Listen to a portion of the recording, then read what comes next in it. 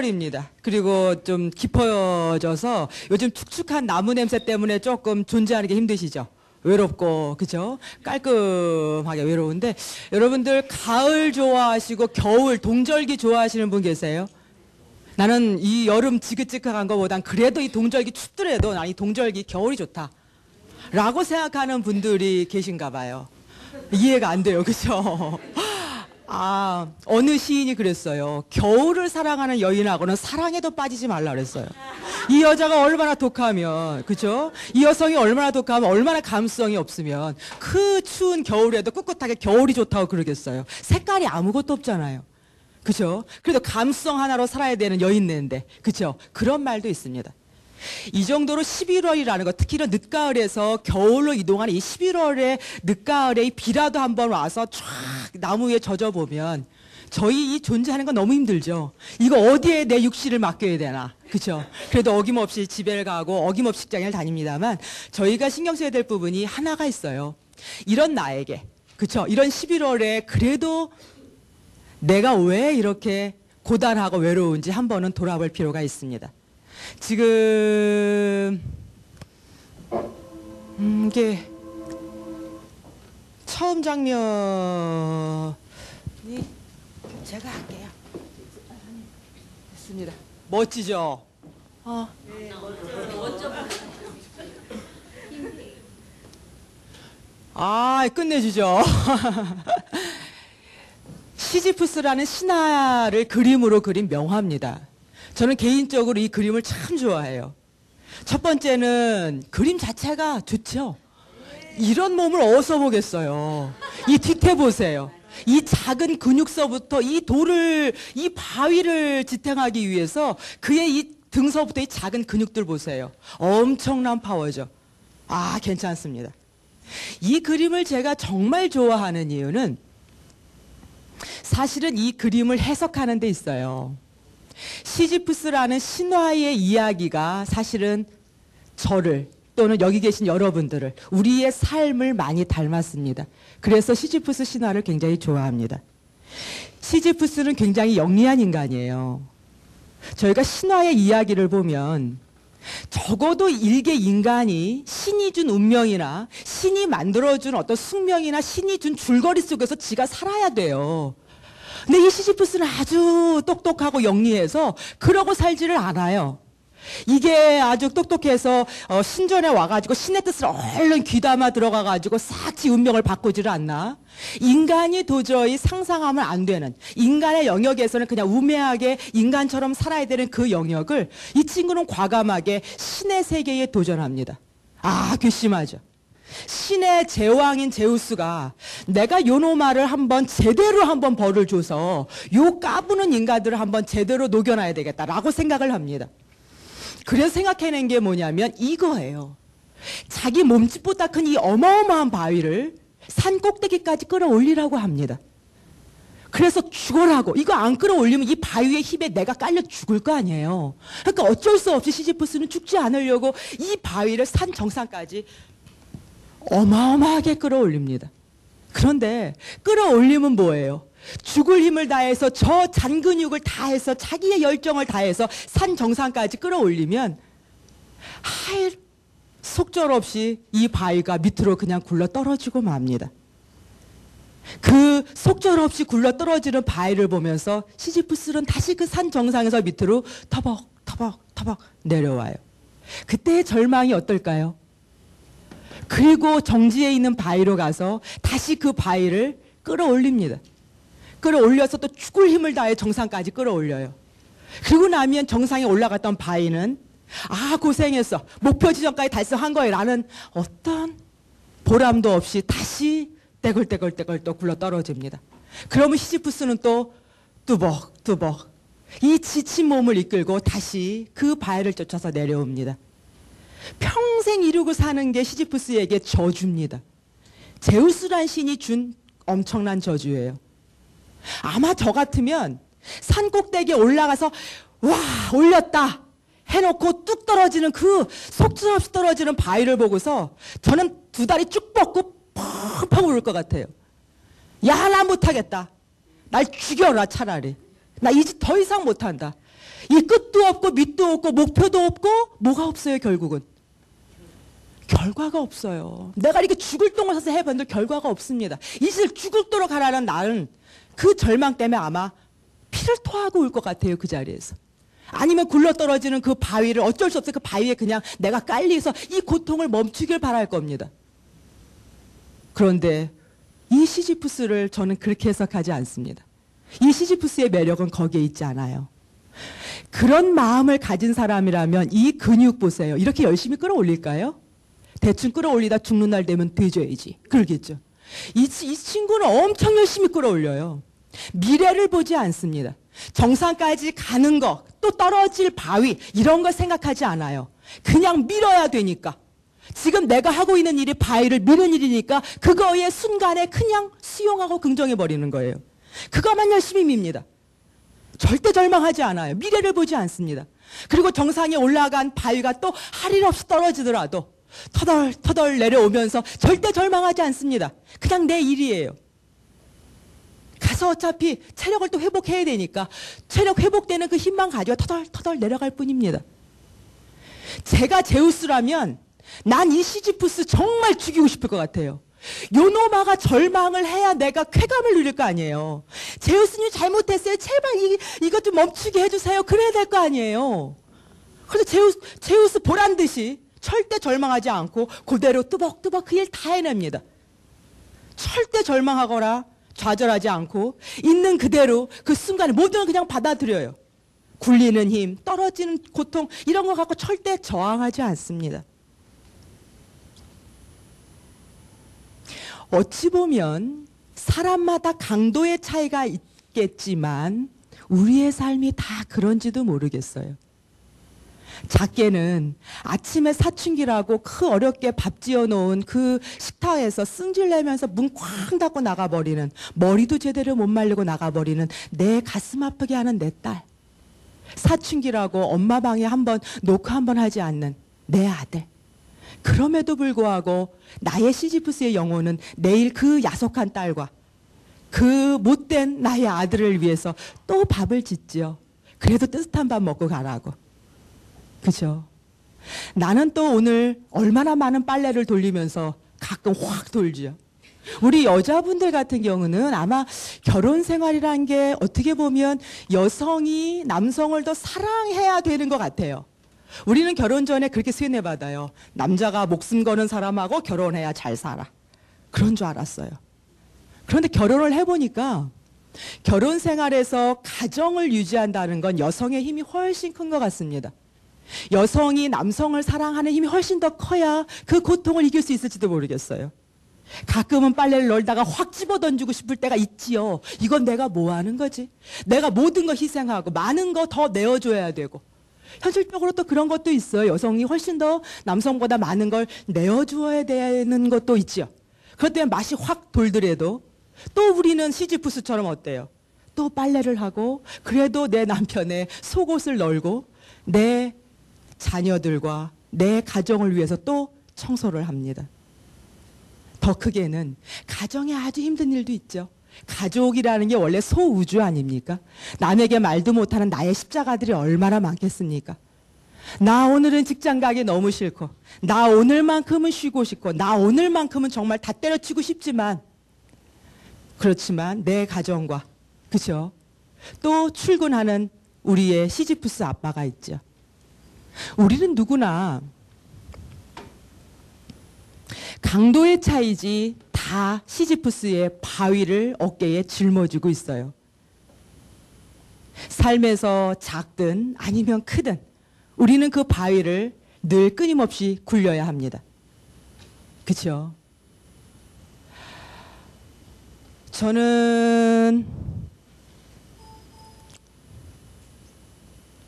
밝죠. 사람에게 삶이라는 건 공간이 크게 보면 두 가지가 있는지도 모르겠어요. 우리의 아버지들이 또는 나의 어떤 생활 공간에서 먹고 살기 위해서 아니면 사회적으로 밖으로 드러나는 관계를 위해서 관계 맺음 속에서 있는 사회적인 공간을 우리가 이렇게 생존을 위한 생존의 공간, 사회적 공간이라고 합니다. 웃고 떠들고 오전에 친구 만나서 차도 한잔하고 직장에서 직장 생활하고 이러는 대면을 하지만 나의 깊은 나의 내면을 얘기하는 것이 아닌 나의 사회적 생활로서의 실존적 공간도 있습니다. 그러나 우리에게는 이 공간 말고요. 이런 공간도 있죠. 내가 지독하게 외롭고 나의 바위가 너무 무겁고 또는 나의 아픔이 너무나 고단한데 또는 내 삶이 너무 힘들 때가 있습니다. 이 고독 속에서 오히려 내가 혼자일 수밖에 없을 때도 많이 있죠. 요즘처럼 날씨마저 이렇게 어둑어둑하고 힘들어지면 우리는 더더욱 고독과 외로움에 빠집니다. 이런 공간을 우리는 실존적 공간이라고 그래요. 여러분에게는 실존적 공간이 어디 있습니까? 이 외로운 아니면 이 사색하는 깊은 가을에 한 번쯤은 시지푸스처럼 오늘도 육중한 바위를 끌어올리고 있는 나에게, 나의 고독한 나의 내면에게 선물을 한번 해도 좋을 것 같아요. 여러분의 생활 중에서 가장 소외되어 있는 곳이 어딜까요?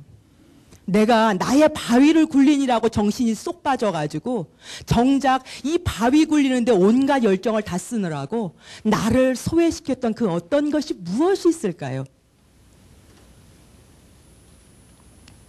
이 존재의 방에서 한번 고민해 봅시다.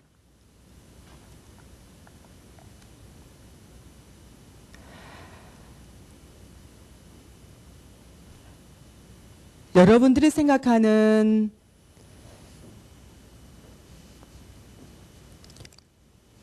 어디가 제일 혼자 있기가 편하세요? 우리 여성분들은 혼자 있을 공간도 사실은 영역 표시가 들도 있죠. 대부분 영역 표시가 온 집안의 애들이나 남편이나 이런 물건들로 전부 영역 표시가 돼 있죠. 왜 강아지를 보면 수컷들 왜 영역 표시하듯이 내 공간에 내가 할 수 있는 게 주방 말고 또 있어요? 남자분들은 어디서 여러분들의 공간을 확보하고 위로받고 가끔은 실존적 시간을 보내세요? 어디서 나의 소외된 부분을 한 번쯤은 고민해 보실 수 있을까요? 저는 몸부터 한번 생각해 봤으면 좋겠어요. 우리의 삶의 바위를 끌어올리느라고 지쳐있는 우리의 발이 있어요. 아마 우리의 몸 중에서 가장 지쳐있고 소외되어 있는 곳이 발이 아닐까요? 여성에게 발이라는 건 가장 중요한 부분입니다. 여러분들 그 발이라는 부분이 여성에게 얼마나 아름다운지 아시는 분? 여성에게 가장 아름다워야 될 부분, 여성에게 가장 야한 부분이 어딜까요? 발가락. 여러분의 그 원초적 본능이라고 기억나세요? 왜 저희 나이 때에 가장 그 에로틱한 영화의 대명사이던 샤론 스톤이 나왔던 원초적 본능. 거기에서 그 샤론 스톤이 그 뭘 해요? 취조를 받으면서 하얀 그 정장을 입고 머리를 질끈 올리고서 담배를 쭉 하면서 다리를 꼬고 있는 모습이 섹시 심벌로 그림으로 얼마나 영상으로 많이 나와요. 근데 저는 오히려 반대로 그때보다 그 취조가 끝나고 나서 그 경찰차가 딱 내리잖아요. 그 지프차 높은 데서. 근데 비가 막 옵니다. 비가 막 오니까 아스팔트에 비가 톡톡톡톡톡 떨어져요. 새벽이래 차가 아무것도 없, 그 늦가을에 비가 그 여름 내리는데 하이힐을 딱 벗어서 가슴에 안고서 그 맨발로 싹 뛰어가요. 와, 그걸 보고 저는 굉장히 뿅 갔어요. 근데 어느 누구도 그 장면을 기억을 안 하시더라고요. 오늘 가서 그 장면 한번 돌려보세요. 여성의 하얀 발이 맨발로 뛰어갈 때 그 고혹적인 아름다움이 얼마나 대단한가. 이 늦가을에 시지푸스처럼 나의 짐과 나의 생과 나의 가족과 나의 십자가와 나의 멍에 때문에 지쳐있는 나에게 나의 발을 벗어서 나의 공간이 안방의 화장대 앞이면 어떻습니까? 거기에 작은 초라도 한번 켜놓으면 어때요?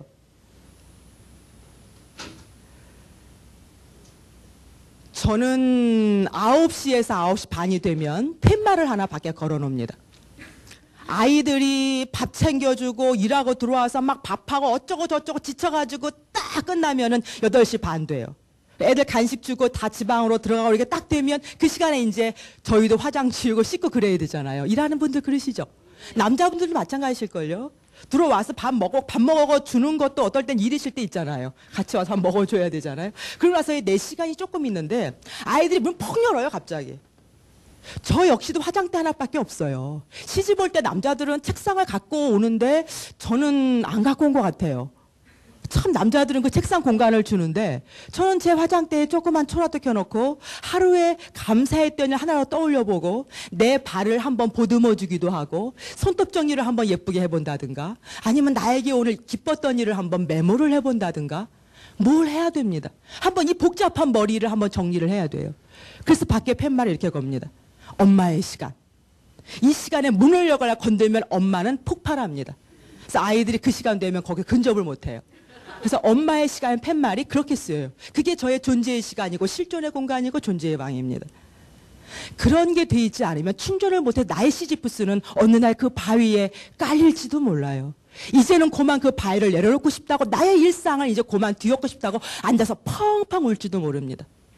저는 그런 저를 위해서 엄마의 시간이라는 팻말을 만들었어요. 여러분도 아빠의 시간 아니면 남편의 시간 여러분의 시간이 필요합니다. 발을 가꾸는 것도 좋고 이런 건 어때요? 우리 남성분들 조정래 씨의 정글 말리 때문에 이 가을이 풍요롭지 않으신가요? 이거 사나이라면 내가 이 넓은 이 큰 스케일에서 여기서 거의 미치시잖아요. 이거를 읽고 있는 그 시간과 공간만큼 나는 실존하는 거예요. 와, 사나이가 돼서 말이야. 이 중국의 넓은 스케일을 내가 와. 이거를 손에 못 놓고 읽으시는 게 올 여름부터 가을까지 우리의 남성분들의 어떻게 보면 굉장한 실존적 공간, 실존적 시간을 제공해 줬었죠. 우리 여러분들 시라는 거, 감성이라는 것도 얼마나 소외받고 있습니까? 그렇죠? 북포럼이라든지 아니면 책 같은 거 한번 읽는 모임이 있다든지를 규칙적으로 나가시는 분도 계세요. 그것도 일주일에 한 번만큼은 나에게 시지프스가 쉬게 해줄 수 있는 나의 시지프스에게 돌을 잠깐 내려놓을 수 있는 중요한 시간이죠. 시집을 한번 만들어 보는 것도 좋을 것 같습니다. 의미 있는 공간들 있으세요? 내가 힘들 때 어디에 가면 나는 조금 도움을 받는다. 백화점 말고요. 소주 먹는 술집 말고. 나는 힘들면 어디에 간다. 내가 잠적하면 내 와이프가 여기 찾아온다. 이런 거 하나는 있어야 되지 않을까요? 너무 슬프잖아요. 내 가슴에 시지프스를 데리고 그 육중한 바위를 이고 내가 갈 수 있는 곳, 내가 발 뻗을 수 있는 곳이 한 번 있어야 됩니다. 내가 그 하늘을 바라보고 내가 나의 발을 보듬어주고 내가 나의 시간을 가질 수 있는 그 어떤 공간, 내가 실존할 수 있는 공간, 그것이 어디가 될 수 있을까요? 여러분들이 이 가을에 깊어지는 동면을 들어가시기 전에 여러분들이 만드셔야 됩니다. 또 하나가 뭐가 있을까요? 저는 여러분에게 한계령이라는 시를 추천드려요. 이 시가 하덕규 시인의 시입니다. 이것이 이제 노래가 되기도 했지만 이 시를 보면 시지프스에게 하는 말이 다 담겨 있어요. 이 노래가 얼마나 감미로운지 모릅니다.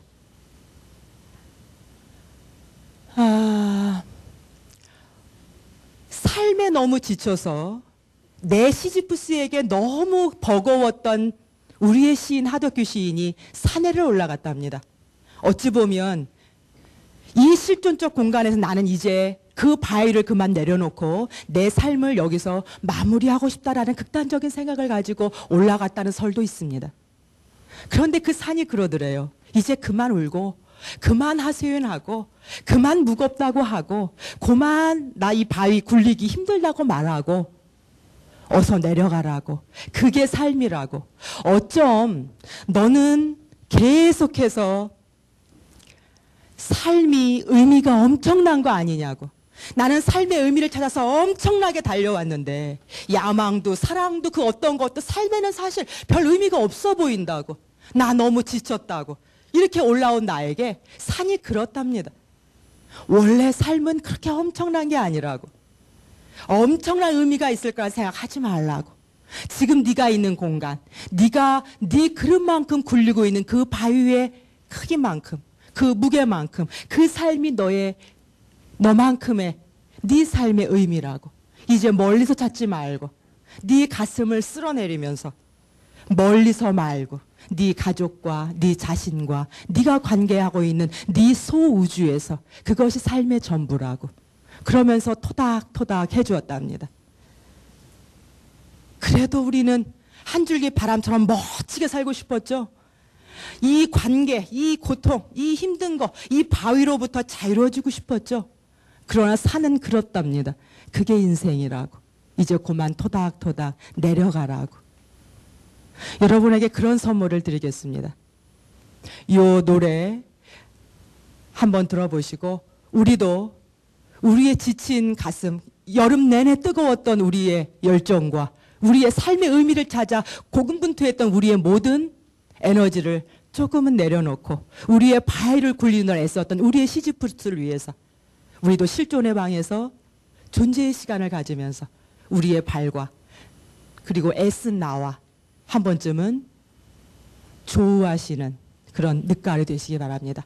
박수 한번 크게 치시고요. 이 노래 한번 같이 듣겠습니다.